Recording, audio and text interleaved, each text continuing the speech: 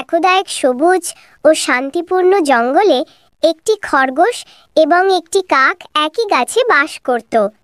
কাকটি গাছের উঁচু ডালে বাসা বেঁধেছিল এবং খরগোশটি সেই গাছের নিচে একটি গর্তে সুখে বাস করত। শুভ সকাল বন্ধু কাক, আবার ফল তুলতে যাচ্ছ? হ্যাঁ খরগোশ, তুমি তো জানোই আমি রসালো আপেল খেতে কত ভালোবাসি। আমি তোমার জন্য কিছু নিয়ে আসব।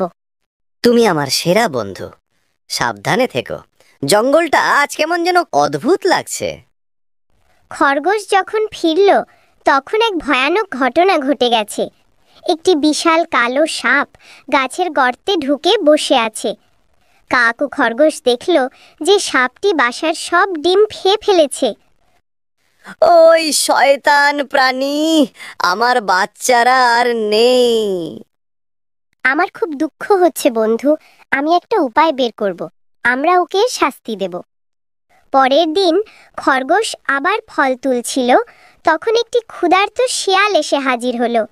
বাহ বাহ, একটা সুন্দর ছোট্ট খরগোশ একা একা ঘুমছে।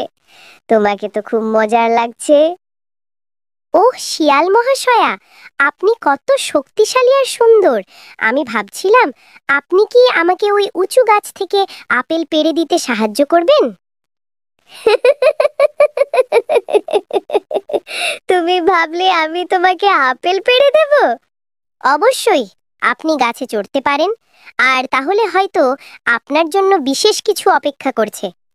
কালকে ওই গাছের নিচে এসো যেখানে আমি থাকি। আমি কথা দিচ্ছি তুমি হতাশ হবে না। একটা আশ্চর্য খাবার। আমি আসবো ছোট্ট বন্ধু।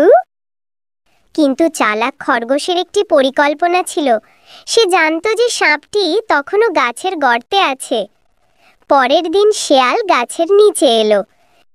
খরগোশ, আমার বিশেষ খাবার কোথায়? ওই গর্তের ভেতরেই আছে, গিয়ে দেখো। সত্যি? দেখি তো। শেয়াল গর্তে মাথা ঢোকাতেই সাপটি হিস হিস করে বেরিয়ে এলো। তোর এত সাহস, আমার ঘরে ঢুকেছিস? সাপটি শেয়ালকে কামড়ে দিল, আর শেয়ালটিও সাপটিকে টুকরো টুকরো করে ছিঁড়ে ফেলল। যখন শোরগোল থামল তখন শেয়াল এবং সাপ দুজনেই নিথর হয়ে পড়েছিল। শেয়াল সাপটিকে মেরে ফেলেছিল, কিন্তু সাপের বিষে শেয়ালেরও মৃত্যু হয়েছিল। খরগোশ, কি হয়েছে? সব শেষ আমার বন্ধু। সাপটাও গেছে আর শিয়ালটাও। তুমি এটা করেছো? তুমি আমাকে আর এই জঙ্গলকে ওই সাপের হাত থেকে বাঁচিয়েছো। মাঝে মাঝে একটা চালাক ভাবনাই দুটো বড় সমস্যার সমাধান করে দেয়। এভাবেই জঙ্গলে আবার শান্তি ফিরে এলো।